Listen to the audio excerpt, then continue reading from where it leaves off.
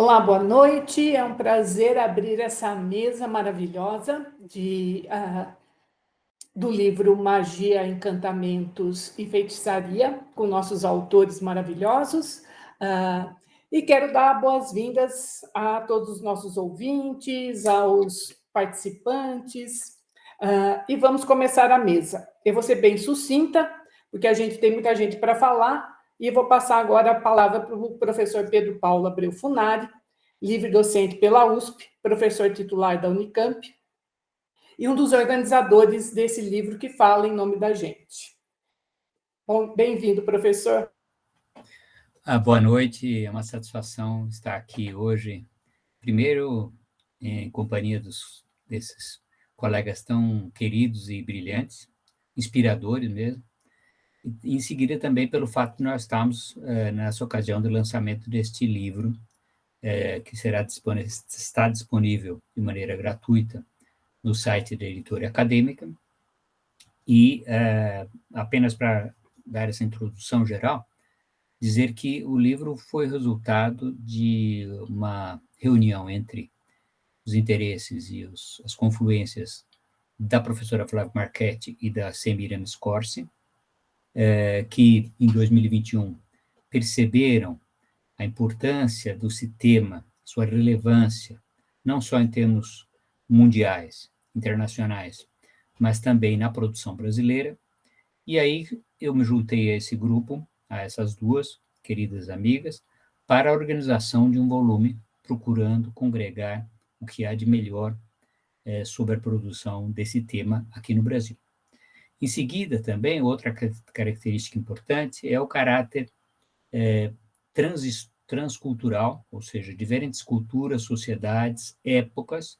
O livro se foca em diversas épocas e circunstâncias, também com diversas abordagens e diferentes disciplinas, então uma abordagem transdisciplinar, de tal maneira que foi uma satisfação muito grande. Eu queria deixar aqui também o agradecimento em nome da Flávia e da Semiramis, nós como organizadores, a todos e a cada um dos autores que aceitaram participar do volume. E agradeço muito, então, a todos e convido aqueles que nos estão assistindo a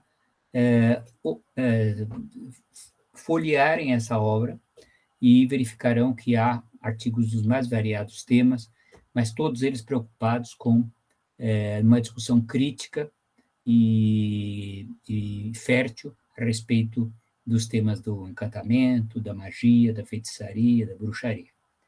Então, agradeço muito a todos essa oportunidade e volto a palavra à Flávia. Obrigada, Pedro. Agora vou passar a palavra para o professor Fábio Vergara Cerqueira, doutor em História pela USP, professor titular do Departamento de História da Universidade Federal de Pelotas. Todo seu, Fábio. Bem, boa noite. Primeiro, um super obrigado, né, para os três organizadores dessa obra maravilhosa, a Semiramis, Pedro e a Flávia, né? Obrigado pela paciência, meu texto demorou um pouco de tempo para sair, né? Mas assim, vamos direto, eu trato a Inks é o meu objeto, tá? Que é uma rodinha mágica, que me persegue desde que eu comecei a trabalhar a iconografia da música, quando eu fazia lá meu doutorado com os vasos áticos, e volta e meia vinha essa coisinha que eu nunca entendia direito o que era, porque é uma coisa muito pequenininha nas imagens, e o meu foco estava na busca dos instrumentos musicais que os olhos estão mais habituados, como a lira, a cítara, o aulos, né?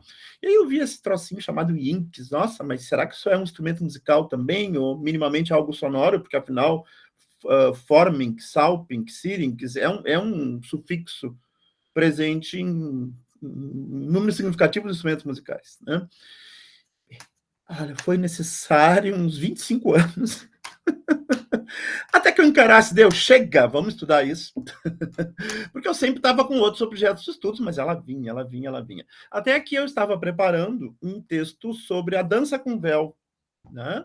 A dança com véu, né? Que é de um contexto amoroso. E tinha um vaso que aparecia a moça fazendo a dança com véu na frente de um altar em forma de pilar, um ovinho em cima, e na frente dela tinha penduradinha assim uma Yinx. Bem, agora deu, chega, vou ter que encarar. Né? Aí eu comecei a encarar a Yinx para esse estudo da dança. Depois eu precisei dar conta de um texto para aquele livro sobre os rituais e os movimentos, organizado pelo George Ferry, né? Parceiro de pesquisa da Cláudia Beltrão, né? E ali, novamente, me veio a Yinx com muita frequência. Aí eu comecei a buscar material mais sobre a Yinx, mas era uma coisa assim, um pouco, né, despretensiosa. Até que me surge no evento da Ampu passado, tinha uma mesa sobre magia, Semiramis, né, Carlos Eduardo organizando. Pronto, vou falar então sobre a Yinx, né? Eu estava num período de pesquisa na Alemanha, em Heidelberg, depois em Roma, lá na Escola Francesa de Roma. Eu tive a oportunidade de coletar bastante material. E, gente, é uma coisa apaixonante. Apaixonante.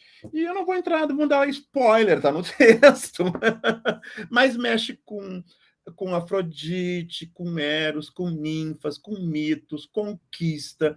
E o que eu concluo do sentido dela na representação da iconografia vai numa linha um pouco diferente da maioria das conclusões de ser um feitiço de amor destinado a amores extraconjugais, amores que não dão certo, amores complicados, né? E no caso da cerâmica Ápula, a gente vê uma ligação sua com uma busca de um amor idealizado que a moça procura no casamento, né? Mas que tem todo um conteúdo de sensualidade que eu acabei juntando com a dança do véu, né? Era isso aí que eu tinha que contar. Então, essa minha paixão pela cultura material, eu acabo fazendo estudos da cultura material que são sugeridos pela iconografia, é o que eu acabei fazendo. Então, não sei se vocês vão gostar do texto, mas eu de estudar e agradeço a oportunidade de ter me sentido obrigado a sistematizar esse material para gerar esse capítulo. Obrigada, Fábio. O texto está delicioso, gente. Recomendo. Na verdade, eu recomendo todos eles. Eu vou passar a palavra para o André da Silva Bueno, doutor em Filosofia pela Universidade Gama Filho, pós-doc em História Antiga pela Unirio e atualmente professora adjunto de História Oriental na UERJ. UERJ. André, você. Gente, eu também. Eu não posso deixar de começar a minha fala aqui agradecendo e o imenso prazer que eu tenho de estar participando dessa obra, desse conjunto, vendo pessoas tão bacanas, algumas que eu já conheço, outras que eu estou conhecendo agora, né? Mas é uma oportunidade muito feliz, inclusive,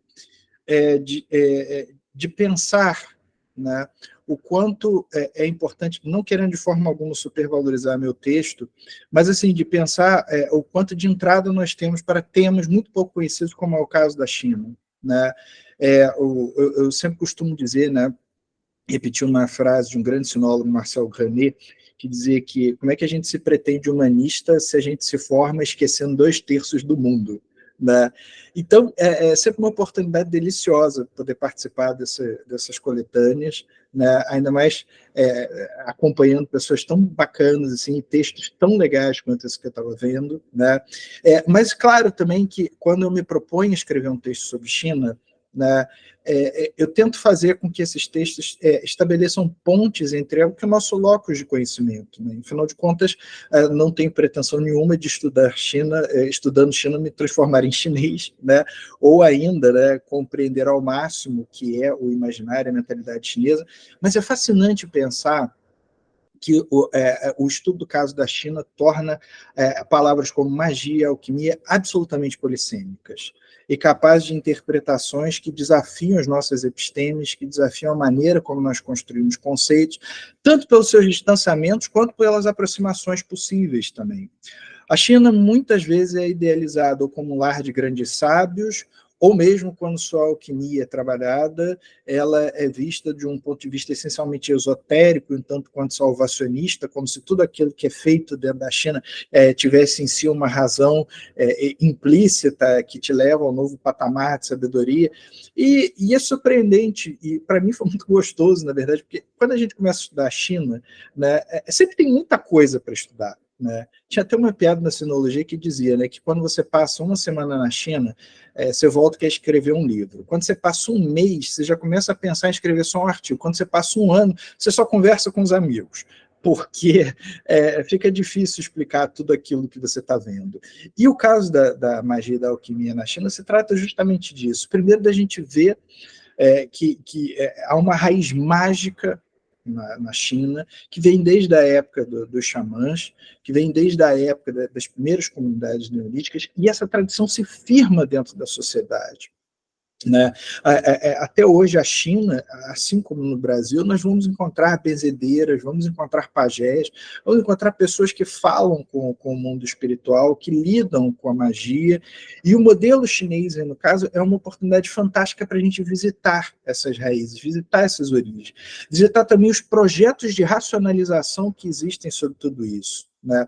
Afinal de contas, quando a gente vai ver o início da alquimia chinesa, palavra árabe, mas aplicada de forma retroativa à China, mas nem por isso menos adequada, né? Mas, novamente, tornando sempre o conceito polissêmico.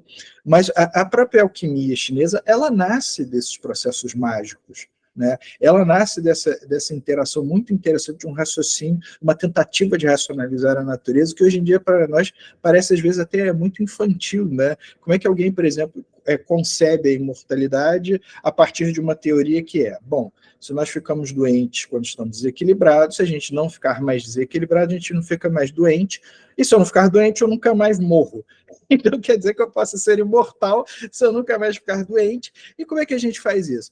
A gente ingere metais, porque metais dificilmente se corrompem. Então vamos descobrir uma fórmula mágica para nos transformar em mais metal do que...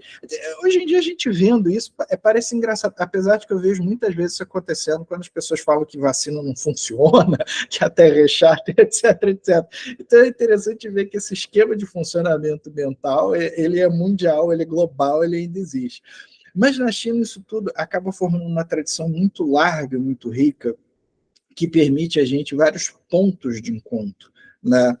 Muito distante, volto a insistir, daquela idealização de que a China é uma terra dos sábios distantes, que sempre tem uma resposta para tudo, ou que a China é o manancial de uma ciência esotérica e desconhecida. Nada melhor do que conhecer um pouco mais das tradições chinesas, para ver que, muitas vezes, o desdobrar disso tudo redunda em movimentos que são muito mais próximos de nós, emocionalmente, empaticamente falando, que a gente imagina. Né? Numa das partes do meu texto, por exemplo, já fechando aqui, né, eu lembro que um dos desdobramentos da magia da alquimia na sociedade chinesa é a construção de uma religião taoísta. Né? Eu convido vocês a conhecerem o taoísmo atual. Vocês vão ver que é um candomblé chinês, sem exagero nenhum, e é o que torna muito bonito tudo isso. É em busca dessas pontes, então, que a gente oferece, muito humildemente, mas com muito prazer, muita alegria, esse nosso pequeno trabalho sobre a China, né, que eu espero que vocês gostem também. Né? Espero que vocês leiam, porque esse livro está disputado. Cada capítulo é uma coisa bacana. Né? Estou esperando terminar o ano para poder ler ele por inteiro. Né? Mas muito obrigado, gente, por essa oportunidade de estar aqui com vocês. Obrigada, André. Achei fantástico a tua contribuição, porque a gente não tem mesmo nada sobre a China, né? Isso é legal. Bom, como a Aline não está conseguindo entrar, gente, eu vou passar a palavra para o Rogério Ataíde, doutorando pelo IFIX, da UFRJ, e pesquisador do Unifam, Núcleo de Inteligências e Filosofias Ancestrais. Com você, Rogério. Boa noite a todos. Todos me ouvem bem?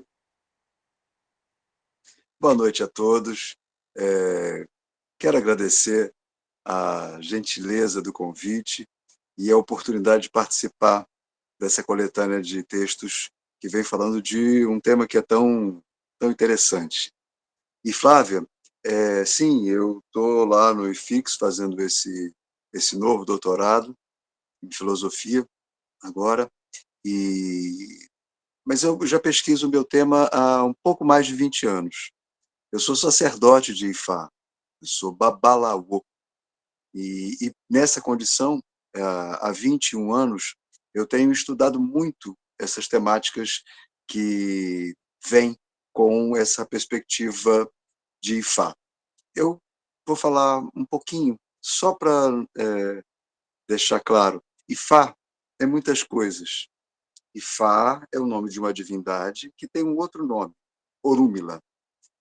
Orúmila aparece nas histórias como um personagem, assim como Exu, Ogum, Oxóssi, Xangô, Iemanjá, Oxum, Oxalá. Orúmila é um personagem das histórias, então ele é uma divindade e é um personagem.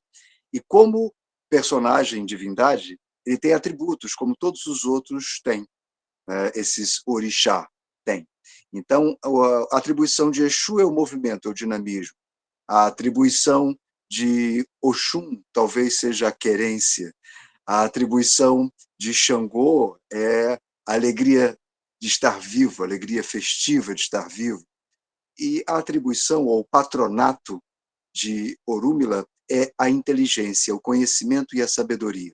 Então, Orúmila aparece nas histórias como um sábio, né, e sempre como um sacerdote de Ifá, aquele que consulta o oráculo de Ifá. Então, Ifá é o nome de uma divindade que tem um outro nome, Orúmila, que é uma divindade. Mas Ifá é também a tradição oral. Nos referimos a ela dessa forma, tradição oral ou literatura oral, que, apesar da estranheza, é uma expressão usada tanto para a literatura quanto para a antropologia, né? Mas já vai fazer 50 anos, ano que vem, a criação de uma outra expressão que agora é que vem sendo usada, que é oralitura.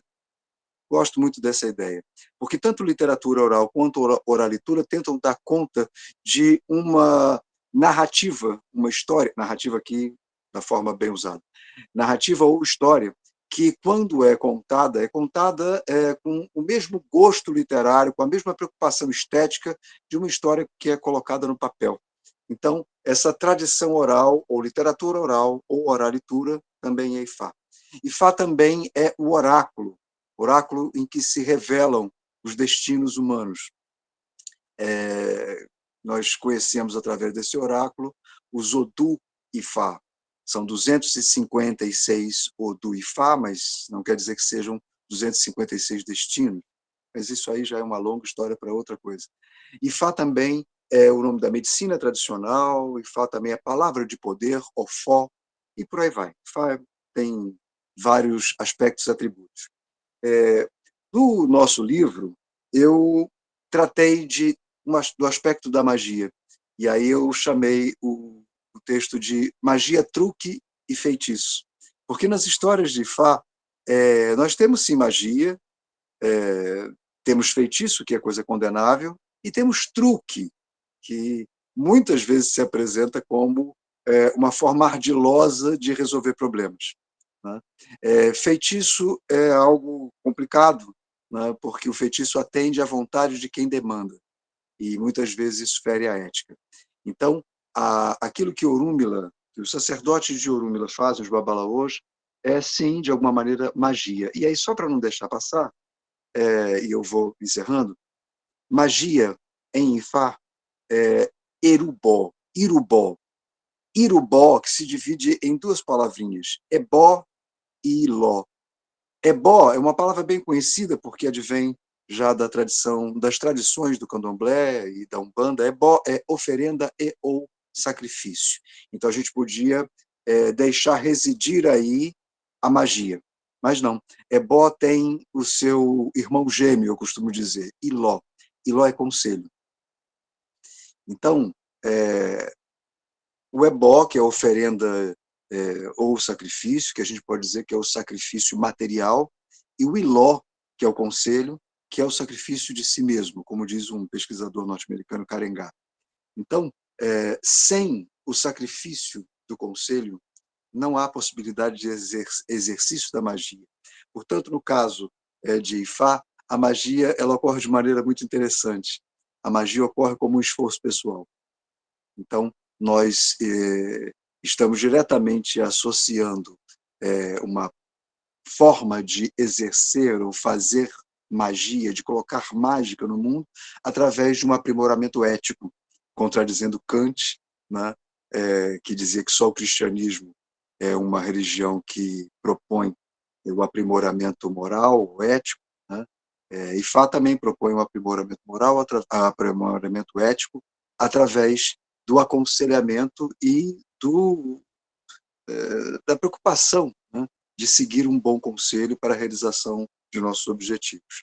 Basicamente foi esse. O meu argumento é dizer que existe magia sim, mas não a magia estrepitosa de Harry Potter, mas é uma magia mais sutil, a magia que ela vem através de atos constantes de aprimoramento pessoal, e isso realmente acaba gerando algo mágico. Nós acabamos por nos tornar mais felizes no mundo.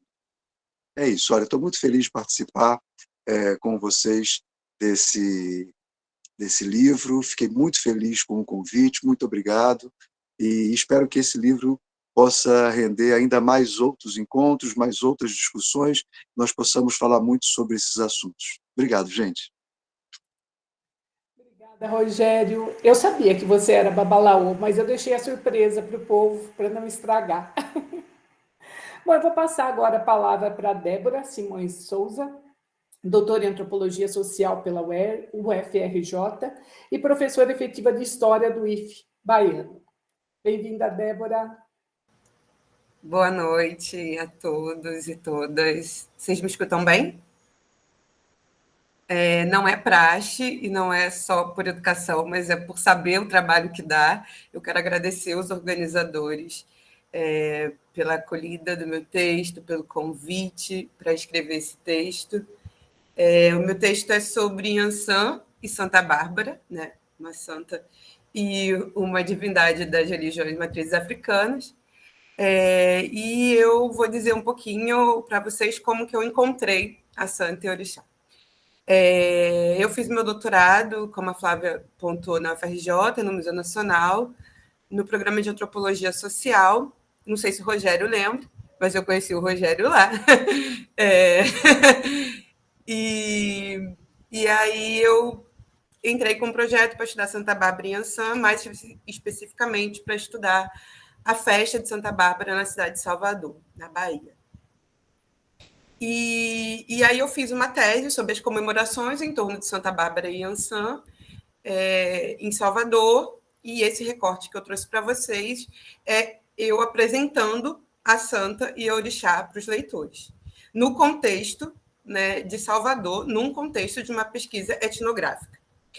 E aí eu vou abrir um parênteses. Eu me sinto muito antropóloga quando eu estou entre historiadores, quando a maioria são historiadores. Mas eu me sinto muito historiadora quando eu estou com os antropólogos, porque a minha formação de graduação e mestrado é história. Então, fechado esse parêntese, né, eu fui apresentada a Santa e a Orixá no contexto festivo.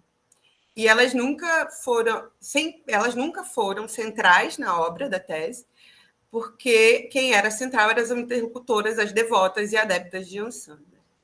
Mas quanto mais você conhece Yansan e Santa Bárbara, mais você conhece essas mulheres. Então, eu me aproximei muito delas. E aqui, pensando, né, o que eu poderia falar com vocês sobre esse texto, eu pensei em duas coisas. Primeiro, situar o trabalho, é um trabalho etnográfico, e a antropologia ela tem uma gama de intelectuais que estão pensando a magia há muito tempo. E a gente pode escrever uma teoria da magia, pensando Marcel Mauss, por exemplo, né? No ensaio sobre a dádiva. A gente pode pensar sobre o trabalho de Malinowski, que escreveu 2 volumes sobre o Coral Garden, né, com as palavras mágicas dos trombiandeses, e como eles, né, usavam essas palavras mágicas nas plantações. Então, a antropologia ela tem um campo muito amplo de pensar a magia, conceitualmente. Isso justificando, né, essa questão. Mas eu parto não do princípio da magia enquanto um conceito teórico, né, um conceito, mas parto a partir de um conceito nativo, que a gente chama. Então, é importante a gente pensar que eu estou trabalhando a ideia, né? Pensando a magia a partir desse contraponto entre categoria nativa e categoria étnica. E aí, por último, o que eu pensei para falar com vocês é sobre quem são elas, né? Quem são essas divindades. Santa Bárbara é uma santa do catolicismo, sua geografia, né? O que sabem da história dela e o que se perpetua no Brasil hoje é que ela era uma santa que não casou, né? Como muitas das santas, e o seu martírio começou com seu pai. Então, tem toda uma história de que o pai dela perseguia ela porque ela se converteu, e aí ele começou a persegui-la e começou a todo esse desejo dela de não se casar, né, que era uma coisa muito importante para a época, né, a gente está falando do século III, e aí ela resolve se converter ao cristianismo, e aí o próprio pai é o pior inimigo dela, ele começa a torturá-la, a persegui-la, até que, numa cena emblemática que as devotas contam muito, ele começa a persegui-la na rua, espancando e tal, e, em determinado momento, ele arranca o seio de Santa Bárbara, de Bárbara, na época, de Bárbara, que era uma jovem. E, nesse instante, quer dizer, após ele arrancar o seio, ele degola Santa Bárbara, e ele é atingido por um raio, e morre também, né? Todo mundo morrendo ali. Né? Então, toda essa história é acionada pelas devotas para mostrar que Santa Bárbara é um símbolo de resistência ao masculino, é um símbolo de resistência à sociedade. Né? Então, isso que me interessa. Como que as devotas usam essas narrativas. Né? E, por outro lado, Yansan, que também é um símbolo de força e resistência. Né? Yansan, uma divindade, né? Uma orixá do panteão das matrizes africanas, regiões matrizes africanas, e também tem muitos mitos e muitas histórias relacionadas a essa vontade e esse desejo de se contrapor de uma maneira de resistência mesmo ao masculino. Então, já estourei meu tempo, porque falar de Santa Bárbara e Yansan é muito bom. E eu, mais uma vez, agradeço e convido a todo mundo a ler o capítulo, todos os capítulos, mas pode ler o meu em especial, claro. Tá bom? Obrigada, gente. Obrigada, Débora. E Eparrei Yansan, que hoje ela já trovejou por aqui, menina. Raquel, você está aí? Sim, estou Apareça, aqui. Raquel. Oba! Então, agora eu vou passar a palavra para a Raquel dos Santos Funari, doutora em História pela Unicamp, pós-doc no Museu de Arqueologia e Etnologia da USP, e atualmente é líder do grupo de pesquisa do CNPq, cadastrado na Unicamp, sobre ensino de História. A palavra é sua, Raquel. Queria inicialmente dar boa noite a todos, agradecer o privilégio de estar aqui nesse grupo, divulgar, né, o livro Magia, que está uma oportunidade ímpar, gratuitamente pode ser baixado, então vocês vão ter depois como entrar, isso é bem bacana.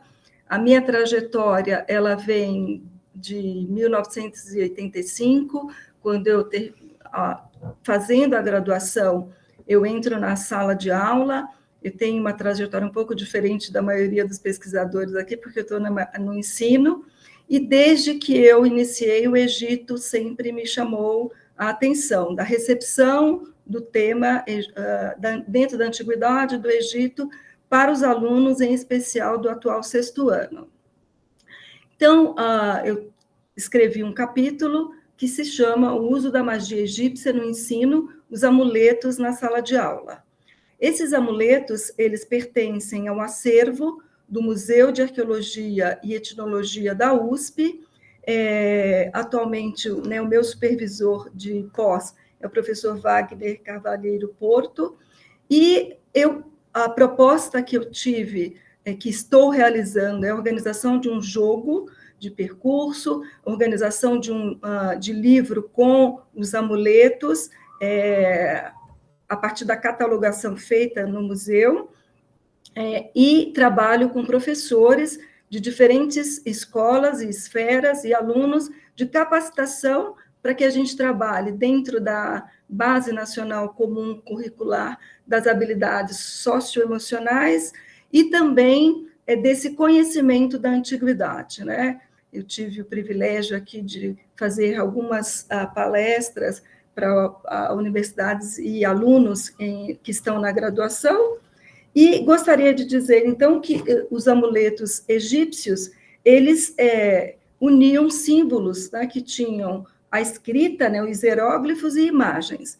O acervo, ele conta com diversas compras e doações, inclusive compra feita pela FAPESP nos anos 70, e o que é muito interessante é que as mensagens escritas nos hieróglifos, elas teriam que ser lidas em voz alta. Então, isso vai intensificar o efeito mágico do uso do amuleto, assim como acredito que alguns de nós e as pessoas que estejam ouvindo possam usar alguns amuletos para dar sorte, né? Ou usar uma cor, ou usar algo ligado ao que a gente acredita que está ali para nos dar alguma sorte. E o que é muito interessante é que, embora o texto fosse lido em voz alta, né, a gente, estudando lá, nós sabemos que poucas pessoas sabiam ler. Então, isso é bastante interessante, você trabalhar dentro da antropologia, da filosofia, da antiguidade, que esse conhecimento chegavam para essas pessoas, né? Porque ele precisava ser lido em voz alta, para ser repetido, para ter o efeito de se conseguir o objetivo que se buscava. E, com isso, os amuletos podiam vir em texto ou apenas em símbolos, e ele chega na contemporaneidade, acho que todos nós conhecemos aí o olho de Horus, a Anká, né? Isso vai nos dar essa percepção dessa transposição desse conhecimento da antiguidade para a contemporaneidade. E acredito que é interessante também que o olho de Horus, né, ele vai ser utilizado como um amuleto que fortalece e muito utilizado, ele tem a facilidade de representar, né, o olho direito, que é o sol, a força, a proteção, e o esquerdo, a lua. Então, você tem aí a dia e noite, né, dentro do amuleto do olho de Horus, e ele tem uma silhueta que lembra um falcão, associado ao deus Horus.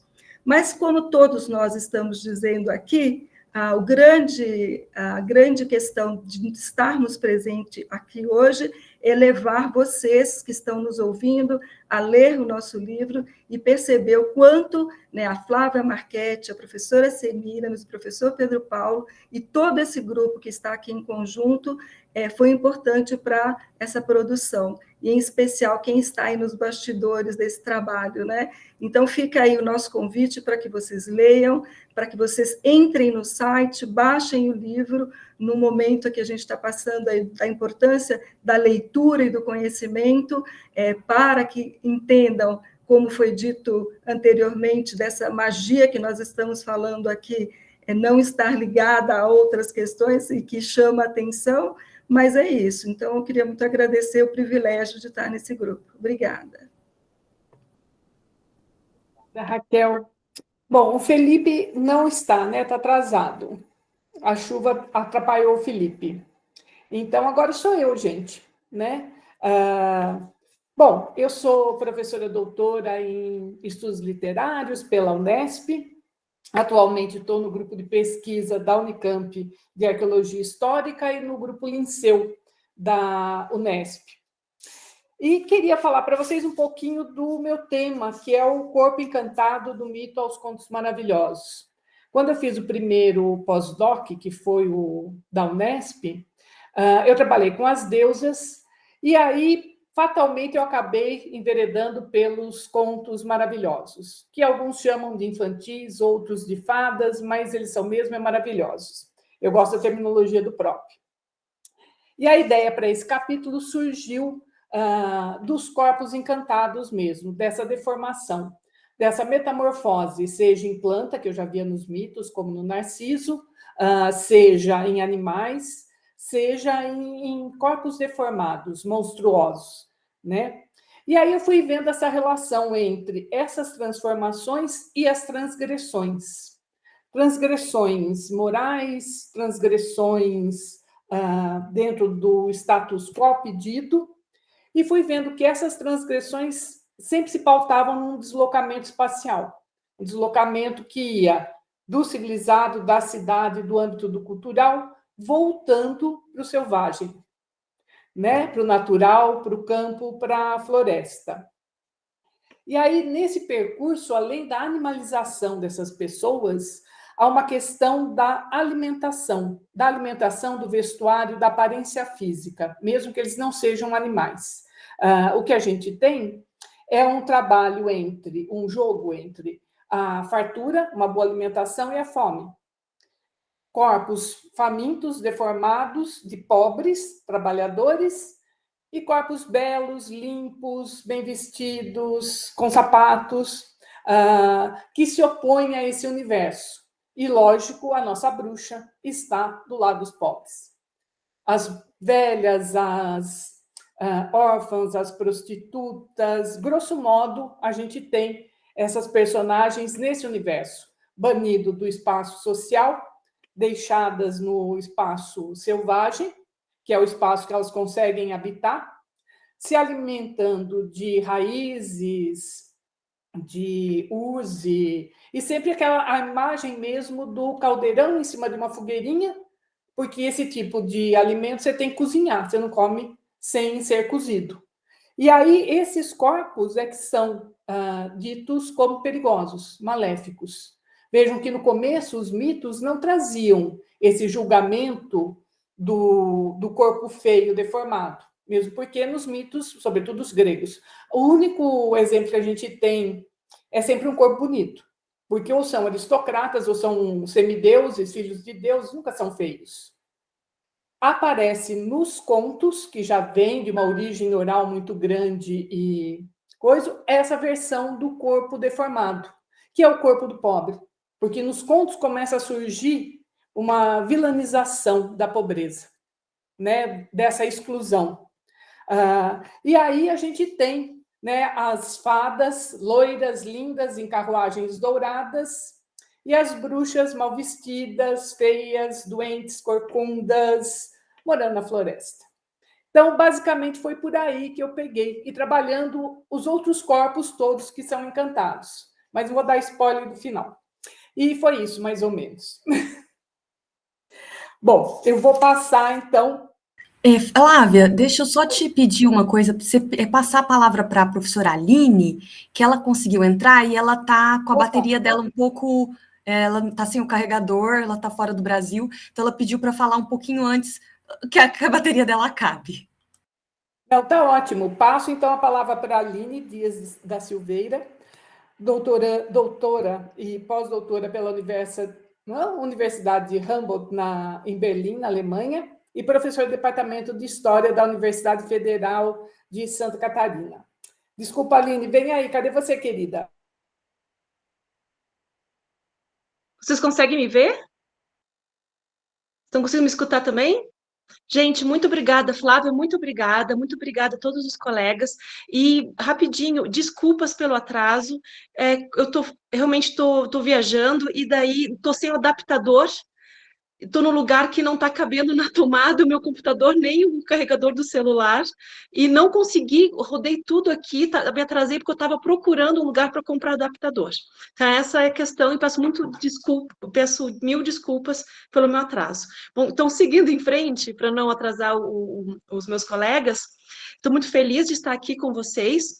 E eu tenho pesquisado principalmente nos últimos tempos, né, os livros de magia, principalmente medievais do século XIII, mas eu gosto de que eu me expando porque a própria fonte me manda para a antiguidade, e depois tem a reutilização dessas fontes, né, compilações também na modernidade, então eu vou me espalhando nas temporalidades, e por isso também essa fonte, ela dá a possibilidade de trabalhar com história global. Então, meu capítulo ele vai focar numa parte bem pequena do Libro de Astromagia, do Afonso X de Castela, que conhecido como sábio, mas também conhecido como estreleiro, o rei astrólogo, lá dos mais próximos dele.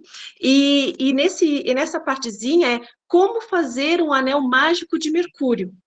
E a partir da descrição que ele vai fazer de como fazer o anel, eu vou tentar entender a questão da temporalidade cósmica, da temporalidade cotidiana, tentar entender essa questão, o que é essa imagem que está sendo construída ali, tentar entender também a questão da globalidade, no sentido dos elementos ali que vêm de diversas regiões do mundo, tanto os elementos que são utilizados para fazer o anel, como também o conhecimento, o conteúdo, né, que ele se refere à Índia, se refere ao Egito, materiais que só são encontrados no norte da África.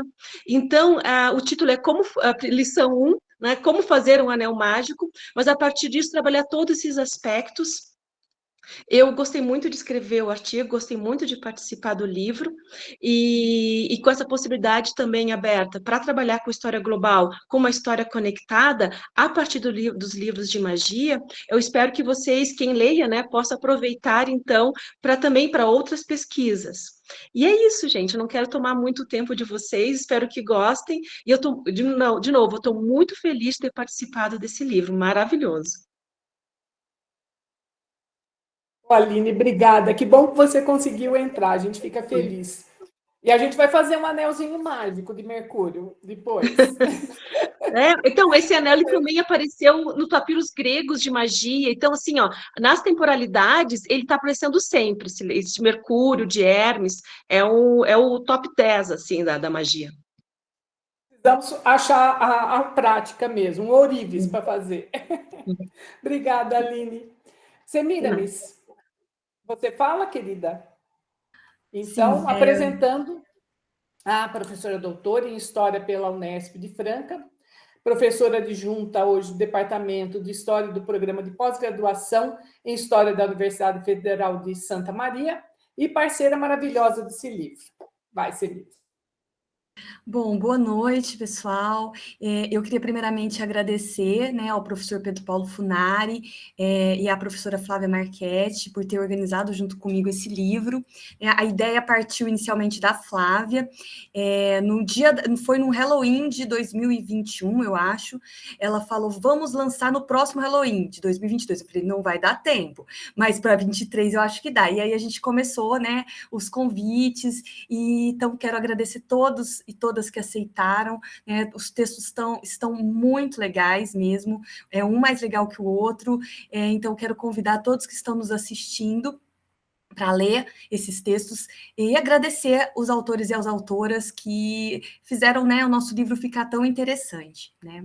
Bom, então entrando no meu capítulo especificamente, né, o meu capítulo é sobre a representação de duas feiticeiras, a Canídia e a Ságana, em um poema que é a Sátira 1:8, de um poeta latino que viveu no final do primeiro século antes da Era Comum, que é o Horácio. Tá? Esse tema, ele foi o tema da minha iniciação científica. Eu trabalhei com vários poemas do Horácio que representavam mulheres praticantes de magia, lá no começo dos anos 2000. Desse começo dos anos 2000 até hoje, muita coisa foi produzida, e eu mudei minhas pesquisas, né? Eu fiz o mestrado sobre a magia em Apuleio, o doutorado sobre as representações do Apolônio de Tiana, depois fui estudar o Heliogábalo, o imperador romano, e eu senti a necessidade, em 2021, de revisitar esse tema da iniciação científica, por conta da quantidade de coisas que tinham sido produzidas nesses 20 anos, né, que me separam da minha iniciação científica. E, então, assim, o que eu posso ressaltar dessas personagens para ser um pouco mais breve, né? Elas são consideradas as primeiras feiticeiras literárias de Roma, né, as primeiras criações de personagens feiticeiras na literatura latina, e a partir disso, o Horácio vai criar para a gente um estereótipo, né, de uma mulher praticante da magia como uma velha, tá? E uma mulher feia, horrenda, né, para ser mais preciso, né? E as feiticeiras anteriores a ele da literatura grega, tanto as mitológicas quanto as literárias, como a Simaeta, por exemplo, do Teócrito, ou as mitológicas, né, Medea e Circe, elas eram mulheres jovens, muito bonitas. Então, Horácio vai criar um novo modelo, um novo perfil, né? Que, a partir de então, depois a gente vai se ver também na Dipsas do Ovídio, né, na obra Amores, na Proselenos do Petrônio, na obra Satírico, na Meroe e nas Velhas Encantadoras, que são personagens do livro 1 e 2, do Asno de Ouro, né, do Apuleio, na Ericto, da Farsália, do Lucano, que são outros escritores da literatura latina. Então, eles vão seguir esse modelo da velha bruxa, né, da velha feiticeira. A Canídia e a Saga, né, então elas vão ser personagens muito importantes para criar esse imaginário, tá? E é um imaginário que a gente vê ultrapassar as fronteiras do Império Romano do Horácio, né? Um imaginário que a gente vai ver presente, claro, ressignificado, né, nas obras do Goya, por exemplo, né? Tem uma obra do Goya, que é a Linda Maestra, que eu adoro. Eu falo, gente, é a Canídia e a Saga, né? São as duas ali, né? Embora na Linda Maestra uma é velha e a outra é jovem, né? As Canídia e a Saga são duas personagens bruxas idosas, né? Anus, né? Que é o termo. E, né, para pensar esses estereótipos de gênero, essas questões de gênero, eu também entrei em um outro debate no meu texto, que é sobre alguns elementos que a cultura material nos traz sobre os praticantes de magia, né? Nos papiros mágicos gregos, há uma preponderância de praticantes do que a gente consegue identificar, né? Homens, né? As deficciones, que são aquelas plaquinhas geralmente de chumbo, mas também tem outros materiais, elas têm, né, muitos homens também praticantes. Né? Então, eu entrei nessa questão, por que as representações são mulheres? Né? Então, tem um estereótipo de gênero, uma criação desses poetas, uma criação que é própria do Horácio, né, mas que é própria desse universo masculino, criando sobre o feminino. Né? E, por fim, para finalizar a minha fala, que eu não quero me alongar muito, é importante também ressaltar que o Horácio, ele foi o poeta romano que mais escreveu sobre a temática da magia. Né? Nesse texto específico, eu analiso a Sátira 1.8, em uma tradução que eu fiz junto com o meu orientando de doutorado, Gabriel Freitas Reis. Né? A gente passou alguns dias trabalhando nesse texto para fazer a nossa própria tradução. Né? E o Horácio, né, ele viveu no período de transição ali de regime, né, republicano para o principado do imperador Augusto, para o principado augustano.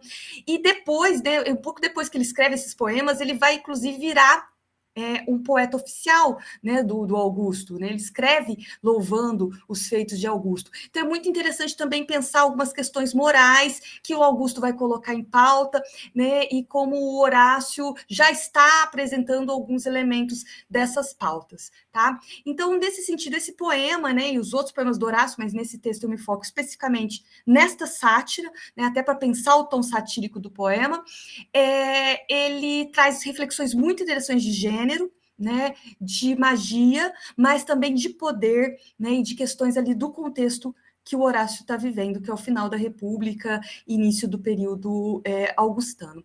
Bom, é isso, agradeço novamente ao professor Pedro Paulo Funari, a professora Flávia Marchetti. Eu aprendi muito com vocês organizando esse livro, e agradeço cada autor e cada autor que foram essenciais para a gente conseguir organizar essa obra. Muito obrigada.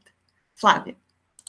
Obrigada, Semiramis. Eu vou passar a palavra para Juliana Batista Cavalcante. Juliana, você está aí? Boa noite, estou sim. Chegou. A Juliana é doutora em História Comparada pela UFRJ, atualmente realiza o estágio de pós-doutoral no Museu Nacional e é coordenadora do curso de Ciências das Religiões no Unisignorelli, é isso? Na verdade, atualmente eu estou como professora substituta do IFES, Instituto Federal do Espírito Santo. Uma atualização do tempo da produção para o momento em que nós estamos. Parabéns, mas então vamos aí. Tá. Obrigada. Primeiramente, eu queria agradecer também o convite, dizer que eu me sinto muito honrada de estar fazendo parte dessa coletânea. Eu estava ouvindo os trabalhos dos colegas, uma breve apresentação produção, também já tive acesso ao material, e eu acho que isso é uma coletânea, acho não, tenho certeza, eu acho uma coletânea de suma importância, não só porque eu li um alto número de pesquisadores e pesquisadoras brasileiros discutindo esse tema, repensando e apontando também caminhos de ordem metodológica, mas também eu acho que quem sempre ganha muito é o público, no sentido de que a nossa contribuição para a academia, né, cada vez mais pensando nessa questão da divulgação científica. Então, eu acho que isso é uma sistematização muito boa, até também como professora, para pensar o uso da circularidade desses textos em sala de aula. No particular, no meu tema, eu trabalhei com a personagem Maria, a mãe de Jesus, enquanto as recepções dessa personagem, que talvez a mais conhecida seja aquela da Virgem do Silêncio. E a proposta foi apresentar que em áreas como o Egito e a Península Arábica, nós temos outros retratos de Maria. Uma delas é a questão de Maria como uma maga e Maria também como uma liderança, no sentido de ser aquela que, pós-Jesus, é ela que encabeça esse movimento. E são esses retratos que são utilizados para lideranças femininas, no contexto século III, século IV, enquanto legitimadora de suas atividades, também missionárias e de lideranças locais. Além disso, eu também acho que é importante lembrar que esse retrato, em particular, de Maria como uma maga, é fundamental para a gente também pensar um pouco essa recepção dentro da nossa sociedade brasileira, em que, em uma religiosidade popular, nós temos aí um apelo muito grande a essa personificação. Então, o ponto é, ontem e hoje, também um pouco foi a minha provocação para pensar essa personagem e a documentação, tanto textual quanto imagética, que eu encontrei, de vários encantamentos em que Maria está à frente, aquela ligada às tempestades, ligada também com a questão do parto. Então, é um outro cristianismo que se conta. A possibilidade de pensar no cristianismo antigo com mulheres, com lideranças femininas e, mais do que isso, discutir algo que eu acho que é fundamental para a nossa sociedade. A ideia de que esses movimentos, em sua origem, são mais horizontais do que uma literatura mais em senso comum tende a tentar construir, a tentar normalizar. Nesse sentido, então, eu acho que é fantástico eu estou ouvindo as outras colegas trabalhando, por exemplo, com Sam, Bárbara. Então, pensar nessas potências dessas vozes femininas, que muitas vezes são, entre aspas, castradas, são silenciadas. E a gente vê que tem uma literatura que corre aí, uma documentação, uma cultura material que é produzida paralela e que tem a sua longevidade. E esse foi o meu esforço, em particular, com a figura de Maria. Mostrar que, olha, no cristianismo, a gente também tem essas vozes que precisam ser resgatadas e precisam ser apresentadas. São iconografias belíssimas e que muitas vezes passam desapercebidos. E quem estiver interessado, além de ler todos os trabalhos aí maravilhosos, essa foi a minha contribuição. Então, mais uma vez, muito obrigada. Obrigada, Diana. Foi fantástica a sua contribuição. Eu vou passar... Bom, o Carlos Necas, né? Não conseguiu entrar. Vou passar, então, para a Silvana Trombeta. Você está aí, Silvana? Oi, eu tô sim. É porque eu não sei porque ficou o nome da minha empresa, mas assim, sou eu, tá? Então, tá bom. Silvana, bem-vinda. Eu vou te apresentar. Obrigada. A doutora em Arqueologia do Mediterrâneo Antigo, pelo Museu de Arqueologia e Etnologia da USP.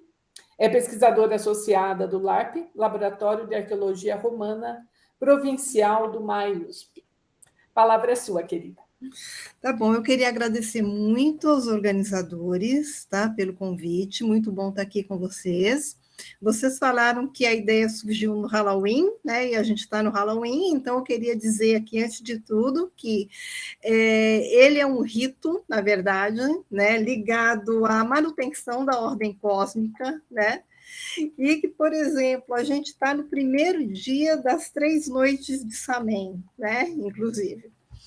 E aí, por exemplo, o meu trabalho é analisando celtas, e eu centro principalmente o trabalho nos objetos arqueológicos, né? O porquê disso?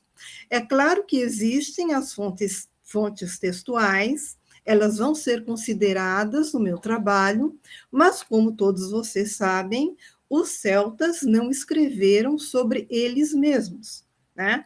Foram os gregos e os romanos, principalmente, que escreveram sobre os celtas. Não que os druidas, por exemplo, que eram sacerdotes, eles não tivessem conhecimento da escrita, eles tinham. Inclusive, eles sabiam, tinham o pleno domínio da língua grega, né? Mas os ensinamentos, eles eram passados todos oralmente.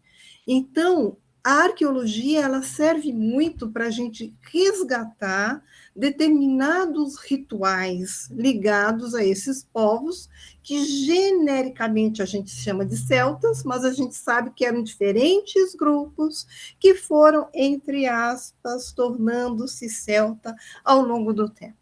Tá? Então, assim, esses rituais, eles serviam muito para uma manutenção, perpetuação da comunidade, comunhão com a comunidade. E, por exemplo, tem certos ritos que eles são divinatórios, mas não somente divinatórios. Eles tinham todo um outro propósito ligado a isso. Muitas vezes o poder curativo também ligado a isso, né? Então, por exemplo, eu vou analisar um rito divinatório, que é o rito de runas, né? Ele é atestado, por exemplo, pelo Tácito entre os germânicos, e a Miranda Green, num livro que ela mesma fala que ela escreveu durante a pandemia, o Rethinking the Ancient Druids, né? Ela vai levantar toda uma questão sobre um objeto que está no Museu de Londres, que foi encontrado no rio Nene, né? No leste da Inglaterra, e ela fala que esse objeto, ele também possui marcas incisas nesse objeto, e que provavelmente ele era um objeto ritualístico. Você tem, inclusive, numa das pontas da estrutura, local para colocação de guizos, muito provavelmente. Então, ela acha que sim, que você pode pensar que para esses povos também você tinha uma predição baseada nas runas, né? Outro instrumento também de objeto material, na verdade, também ligado a rito divinatório, e a gente tem poucas, eu acho que são 3 que a gente tem no mundo arqueológico no total, são as chamadas colheres divinatórias, né? Na colher divinatória, você vai ter uma colher que fica em cima, que ela tem um furo aqui numa das bordas, a outra que fica embaixo, você vai ter uma divisão em quadrantes, possivelmente são os 4 pontos cardeais, e você gotejava algum líquido que ia cair na colher de baixo. Da onde estava o quadrante, ia ter uma determinada predição. Isso é que se supõe. É claro que ninguém sabe exatamente qual seria essa predição, mas cada um desses quadrantes, eles têm no central deles uma pequena incrustação de metal, e é metal variado. Uma tem um metal em ouro, o outro metal em cobre, e 2 são ligas que não foram identificadas, né? Mas muito provavelmente estavam ligadas a toda essa questão de aonde cai tem um determinado significado dentro da adivinhação, né? E, por exemplo, uma coisa muito pertinente é que a adivinhação muitas vezes estava ligada também ao caráter medicinal. E se eu podia usar uma planta como a artemísia para ter uma alucinação, eu também podia usar enquanto uma finalidade de cura. Então, por exemplo, se eu analisar uma famosa tumba, que é a chamada tumba do druida de Colchester, na Inglaterra, eu vou ver que eu tenho um tabuleiro de jogo, onde as peças estão ali dispostas, como se tivessem um andamento. Isso é interpretado como talvez sendo um mandamento para outra vida, mas eu tenho hastes medicinais, e nessas hastes medicinais, nas quais eu tenho uma espátula na ponta, eu vou ter também marcas incisas, né? Então, esse aspecto de cura, muitas vezes, estava ligado a esse aspecto mágico, né? E também, no campo bélico, a gente tem uma coisa muito interessante, porque você tem relato dos romanos sobre o uso do carnix, que eram aqueles trompetes de guerra, que, inclusive, a gente tem a representação no famoso caldeirão de Gundestrup, e você tem toda uma escrita, né, falando que, por exemplo, ao soar dos trompetes de guerra, você produzia um som aterrorizante, né? E que isso estava ligado ao caráter mágico de você querer vencer determinada batalha, determinada guerra. E é muito interessante hoje, porque certos instrumentistas, junto com faculdades universidades da Inglaterra, desculpe, não me lembro exatamente o nome de qual, eles reconstituíram esse objeto e conseguiram reconstituir o som. Por quê? Porque era uma cabeça de javali na qual a língua fazia movimentos, né? Então, eles tentaram reconstituir qual seria o som que esse instrumento produzia, né? E a gente tem esse instrumento gravado num documento material, que é o caldeirão, que está ligado a todo esse caráter mágico também, na qual você tem representação de divindades também, né? Então, assim, o meu trabalho, eu tento resgatar esses objetos arqueológicos, ver o que se pode ver através deles, né, para ritos e magia entre os celtas no mundo antigo. E, basicamente, é isso. Eu agradeço mais uma vez, né, o convite feito, né, e muito feliz de poder estar participando aqui com vocês. Obrigada, Silvana. Uma delícia o seu texto, como todos. Obrigada. Né? Eu sou privilegiada que eu leio tudo antes. Eu e a Feliz e o Pedro. Eu vou chamar o Francisco de Paula. Francisco, você está aí? Sim, estou aqui. Está? Olá, Francisco. Então, apresentando, professor doutor Francisco de Paula Souza de Mendonça Júnior, doutor em História e Culturas Políticas pela UFMG e atualmente é professor adjunto da Universidade Federal de Santa Maria. Bem-vindo. Muito obrigado, boa noite a todas e todos, né? Vou repetir, mas não de forma bem sincera, a satisfação que eu tenho de estar aqui com vocês hoje, poder falar um pouco dessa obra que eu tenho certeza que dentro de pouco tempo se tornará uma referência, né, no campo do estudo desses objetos. Agradecer o convite e a oportunidade de participar, de trazer a minha contribuição. Então, para não tomar muito mais tempo, meu texto buscou discutir a relação entre magia e ciência, aí entre os séculos XV e XVI, dentro do movimento renascentista. Dito de outra forma, a ideia é debater se existe uma racionalidade para a magia, e se essa racionalidade seria incompatível com essa mesma racionalidade da ciência que esses sujeitos estão perseguindo. Eu elegi aí como documentação alguns textos mais conhecidos, outros menos, o De Oculta Filosofia, do Cornelius Agrippa, o De Magia, do Giordano Bruno, a Poligrafia, do Johannes Trithemius, o E Secreti della Signora Isabella Cortese, e, enfim, pensar como esses sujeitos estão mobilizando, estão tensionando essas fronteiras entre ciência e religião e magia, esses mecanismos buscando aquilo que o movimento renascentista, acima de tudo os humanistas, mais perseguiam, que é mecanismos para levar o que eles chamavam de uma vida ativa, uma vida que permitisse a eles atuar sobre a fortuna. Então, vou ser bem breve, é isso. Convido todos e todas que tiverem oportunidade, que leiam o livro, que compartilhem. Eu tenho certeza que vão aproveitar bastante. Muito obrigado e até mais, gente. Obrigada, Francisco. Bom, nós temos muitas baixas, alguns em função de trabalho, outros em função de chuva, queda de internet. Então, a nossa mesa acabou ficando menor do que a gente esperava. Mas eu espero algum dia que a gente consiga realmente fazer um encontro para termos tempo para discutir isso, porque a gente só apresentou um esbocinho do que a gente apresentou no livro.